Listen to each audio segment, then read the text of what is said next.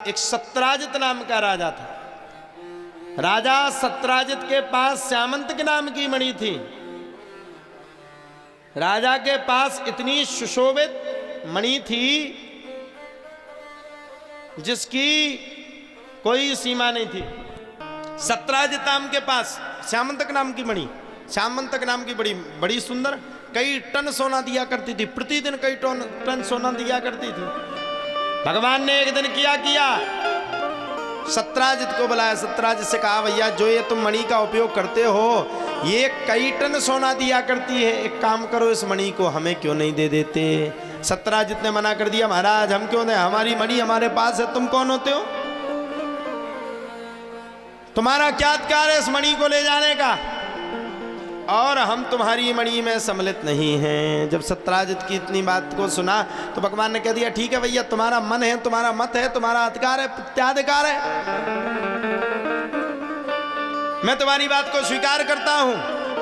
जब भगवान ने कहा बात को स्वीकार करता हूं, तब तो प्यारे कहा जाता है एक दिन की बात है, सत्राजित का भाई उसी श्यामंतक नाम की मणि को लेकर के चल पड़ा।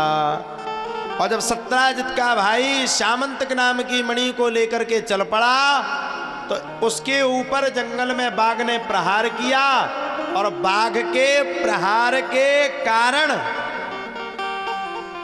बाघ के प्रहार के कारण, बाघ के प्रहार के कारण सत्राजित का भाई मारा गया।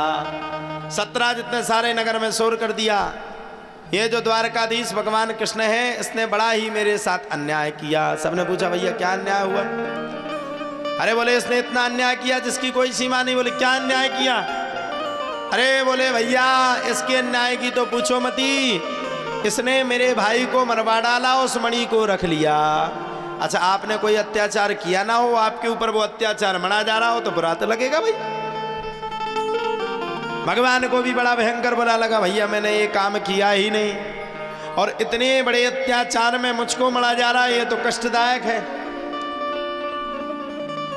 भगवान को अधिक नहीं अत्यधिक कष्ट हुआ, और जब भगवान को अत्यधिक कष्ट हुआ तब तो प्यारे कहा जाता है भगवान के अत्यधिक कष्ट होने के कारण ही, बड़े प्रेम के साथ, भगवान के अत्यधिक कष्ट होने के कारण ही बड़े प्रेम के साथ एक सांस में भगवान स्वयं सत्राजित के भाई को खोजने के लिए चल पड़े। और जैसे भगवान सत्राजित के भाई को खोजने के लिए चल पड़े तब तो प्यारे कहा जाता है भाई का पता कहीं नहीं मिला, और भाई अंतिम क्षण में कहाँ मिल गया। बोले भाई अंतिम क्षण में एक जगह पर मिला। कहाँ मिला। जाकर के जामवंत की कुटिया में मिला। भगवान ने जामवंत से कहा, भैया ये मणि वापस कर दो। जामवंत ने मना किया, सो भगवान ने युद्ध के लिए ललकार करके जामवंत की खूब पिटाई लगाए। जामवंत समझ गए, जामवंत के बचन सुहाए, सुन हनुमंत हृदय अति भाए। जामवंत के वचनों को तो हनुमान जी भी हृदय से लगाते थे। भगवान ने जामवंत को युद्ध में हरा दिया, और जब आज भगवान ने जामवंत को युद्ध में हरा दिया तब तो भैया जामवंत बड़ी चिंता में। जामवंत समझ गए कि हो ना हो यही भगवान है, और जामवंत जी महाराज ने तुरंत भगवान को प्रणाम किया और अपनी पुत्री जामवती का ब्याह भगवान श्री कृष्ण के साथ कर दिया, और साथ ही साथ में गिफ्ट के रूप में मणि को दे दिया। सच्चिदानंद भगवान की जय। भगवान मणि को लेकर के आए, और जैसे मणि को लेकर के आए सो जाकर के भैया खूब बातें सुनाई। लो अपनी मणि को पकड़ो, हमारे ऊपर अत्याचार बतलाते हो, हमें गलत बतलाते हो, हमें किसी की मणि की कदापि भी जरूरत नहीं है, ले जाओ अपनी मणि को। सत्राजित को दिया। सत्राजित को मन में अवचार लगा, बड़ा बुरा लगा। सो भैया कहा जाता है सत्राजित नाम के राजा ने अपनी पुत्री सत्यभामा का ब्याह भगवान श्री कृष्ण के साथ कर दिया और वही मणि पुनः दहेज के रूप में भगवान को दे दी। सच्चिदानंद भगवान की जय। इस प्रकार से भगवान ने 8 ब्याह किए। भगवान अपने नगर में सकुशल रूप से विराजमान थे। एक दिन नारद मुनि आ गए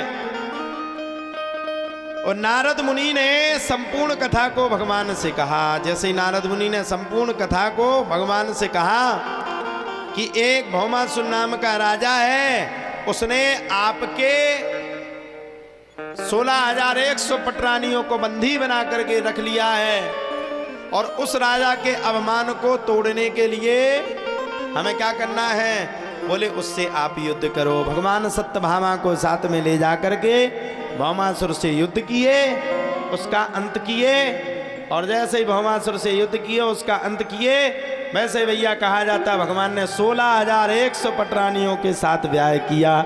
बोलो सच्चिदानंद भगवान की जय। अब भगवान के कितने विवाह हो गए? अब भगवान के 16,108 ब्याह हो गए। अब बताओ, इसलिए तो हम कहते राम का चरित्र सुनो, कृष्ण की, राम की मर्यादा पे चलो और कृष्ण का चरित्र सुन लो। कृष्ण जैसे नहीं चलो। उनके तो भाई 16,108 ब्याह। अगर तुम्हारे 5 ब्याह हो गए तो 5 घरवाई तो पंचमुखी देवी घाई मन के किड़िको को करके खाई जे। एक ही तो बड़ी मुश्किल में झलत। अब जाना कज्जू का महाराज तुम पे नहीं झलत का? हमारी पत्नी तो अच्छी है भैया। बता रहे अब हर घर में किड़िकों को मच्छी रहती, किस बात पे हो जाए? इसलिए मर्यादा किसकी रखो? राम की। और कथा किसकी सुनो? भगवान कृष्ण की।